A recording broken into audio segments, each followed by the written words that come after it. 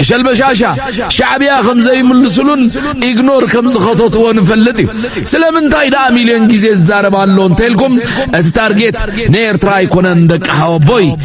سلام فتواتن قراتن نايس مرشو تخططلتنا كم يتصنح لو من نمزل تلمذا او زور لكم تذكر حدش دينات تستلم قرين يوم نتشان حدشتهم لكم لايك شير سبسكرايب مقاري ترسون فيديو من تاي لكم لسكم بطح لايك مقار جمهورو عشال بشاشة شعبيا خمزة يملسلون إغنور خمزة خطوط ونفلتي سلامن تايدا مليون جيزي الزارب اللون تلكم اتارجيت نير تراي كونن دك هاو بوي ناب حزبي إثيوبياي ود بشاشة نزبي إثيوبيا مزارب أجندا يزو موزلو أستات 3 عامات كينات الليل أنا دما كينات يلن إله كينات دما أي تجبرن أتي كينات هاللو زبل بزي قبر زربا تراي مسكونة بزربا عفو ما يزمله قل إليت إثيوبيا ما أصدقائي نزع عسب كنت لا إلو حتى بحريا ونير عسب زربا تراي كوينا مسترفت حجي مصوع كبل جمير له دهريو دهلاك كبلي دهريو نابورت سودان سواكين النابلة سويس كانال بزيو بوب دي لغاتفي قدي بالكمن ميديانا إثيوبيا دما مصوا خبلاين إذن هاي مصوا أرأستين 3 عامات كتصانا حنا يخالي وخابز بالحساب يزمنشو كمتي بعصب نزبي إثيوبيا زتممو حجي دما بمصوا خصمو يوطنم 3 عامات كتصنحو يخولو دي ما يكولون جن كالا أرأستيو عشال بشاشة بإرترا قرم مزاني يخوين زلو كمتي دك اسمراز بلو زلو دما تزانيو بمدرة عشال بشاشان أبو منغستو هايل ماريامن ما شما هنيتا የትግራይ ወንበዴዎችና የኤርትራ ወንበዴዎች ባቋቋሙ ባካሄዱት ያለፈው ጉባኤያቸው አጥፍቶ መጥፋት ነው ብለዋል። ይጥፉ ወይስ እንጥፋ ነው ጥያቄው ለዚህ ህዝብና ለዚህ ፓርቲ የሚያቀርበው። ይህ አደገኛ ፎርስ ነው፣ በፍጥነት መጥፋት አለበት። ጋር ሉላውነት ትግራይ ዝምልከተ ስምምዕ ፕሪቶሪያ ዝተቀመጠ ብጣዕሚ ግልጽ እዩ። መንግስቲ ኢትዮጵያ ንወረርቲ ሓይልታት የውፅእ ዘሕጋዊ ምምሕዳራት የፍርስ ሓደሽቲ ሰፈርቲ የውፅእ ዝተመዛበለ ህዝቢ ትግራይ ዝተሰደተ ህዝቢ ትግራይ ድሕንነቱ ተሓሊሉ ናብ መረበቱ ይምለስ። ኣብ ከም ዝበለ ጉዳያት ሕቶታት እንተሃልዮም ብተወሰነ ይፍለጥን ነየና ኤሪያ ከም ዝኾነ ይፍለጥን ኣብቲ ስምምዕ ግን ኮንቴስትድ ኤሪያ ብዝብል ተቐሚጡሎ ኮንቴስቲንግ ዝኾኑ ከባብታት እንተሃልዮም ሕቶታት ዝለዓለሎም ከባብታት እንተሃልዮም ከዓ ኣብቲ ስምምዕ ብግልፂ ብመሰረት ሕገ መንግስቲ ይፍትሑ ይብል።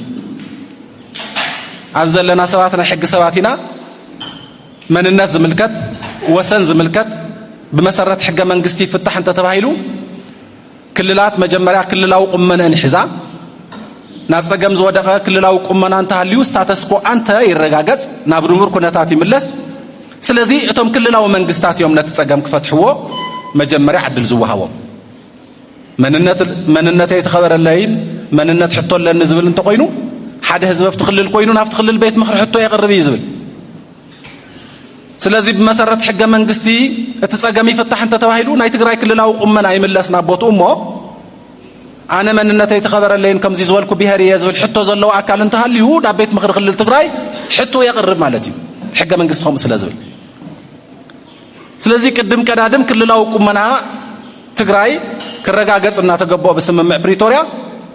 ክኸውን ኣይከኣለን። መንግስቲ ኢትዮጵያ ከም በይናዊ ሕጊ ከም በይናዊ ውሳነ እዩ ዝወስዶ ኢለኩም ኣለኹ። ፕላን ኣውፅኡ ትልሚ ኣውፅኡ ኣብ ትግራይ ምዝነበሩ መሳርሕትና ብፆትና እውን ውዲት ዘለዎ እዩ። ግን ሪፈረንደም ዝምልከት ፕላን ወፅኡ ስለዚ ነቲ ሕገ መንግስታዊ መስርሕ ነቲ ስምምዕ ፕሪቶሪያ ዝተቐመጠ ካይዳ ገዲፎም ኣብ ልዕሊ ህዝቢ ትግራይ ኣብ ደቡብ ይኹን ኣብ ጸለምቲ ይኹን ኣብ ምዕራብ ትግራይ ይኹን ግልጽ ዝኾነ ኤትኒክ ክሊንሲንግ ፈጺሞም ከብቅዑ ሓደሽቲ ሰፈርቲ መሊኦም ከብቅዑ በቲ ሕገ መንግስቲ ይኹን ካልኦት ሕግታት ዘይፈቕድዎ ናይ ኢትዮጵያ ዲሞግራፊካሊ ጂኦግራፊካሊ ኣብ ትግራይ ለውጢ ንምምጻእ ዓሊሞም ሪፈረንደም ዝበሃል ሓዱሽ ኣሰራርሓ ኣብ ሕገ መንግስቲ ይፍለጥ ኣብ ካልኦት ሕግታት ይፍለጥ ሓዱሽ ኣሰራርሓ ፕላን ተገይሩ كابزي حالفهم كمربتو استفناقل هزبي دحننتو تحليناو خملاس تبهاله እቶም ወረርቲ እቶም ጀኖሳይድ ዝፈጸሙላ አካላት ኣብዘለውሉ ካብ ሓደ ካብ አዳማ ካብ ጅማ ወይ ካብ ባህር ዳር ወይ ካብ ጎንደር ወይ ካብ አዲስ አበባ ከም ዝተፈናቀለ ሰብ وحسناኻ ክንሕልወልካ ኢና ሞ ተመለስ ኮይኑ ትዘረባ ትግራዋይ ኮይኑ ናብ ትግራይ ዘይኮነ ዝምለስስ ከም ሓደ ኢትዮጵያዊ ኮይኑ ናብ ናይ ኢትዮጵያ ግዛት ይምለስ ዝብል ሓሳብ ማለት እዩ ተሓሳስባ ምክንያቱ ድሕሪ ስምምዕ ፕሪቶሪያ ካብ አዲስ አበባ ዝተፈናቀለ አዲስ አበባ ዝተመለሰ ክልዩ ካብ አዳማ ካብ ባህር ዳር ዝተፈናቀለው ናብ ባህር ዳር ዝተመለሰ ክልዩ ልክዕኩም እዮም ዝሓስብዎ ኣብቲ ስምምዕ ዘሎ ግን ከምኡ ይኮነን ተፈናቂሉ ዘሎ ካብ መረበቱ ካብ ዓዱ እዩ ንሳቶም ካብ ሓደ ናይ ኢትዮጵያ ግዛት ከም ዝተፈናቀለሞ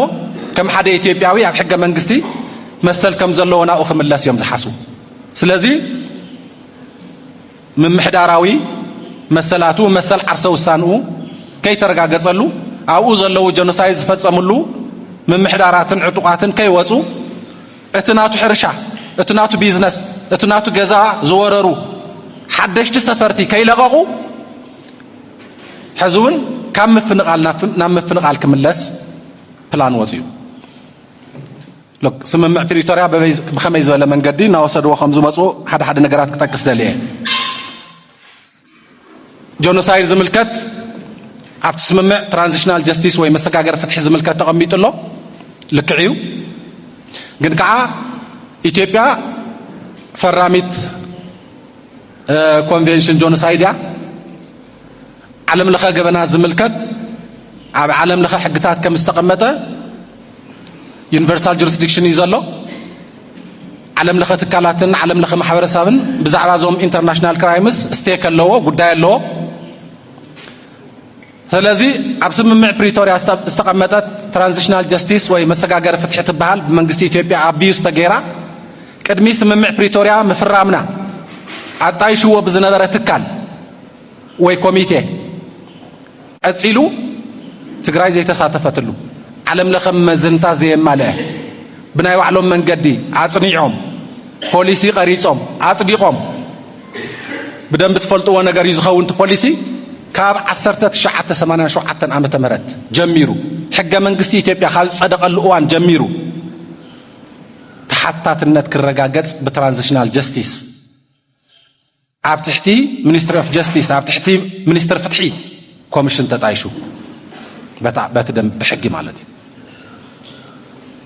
ሎክ ጆኖሳይድ ዝተፈጸሙ ህዝቢ ብጆኖሳይድ ተሓታት ክኸውን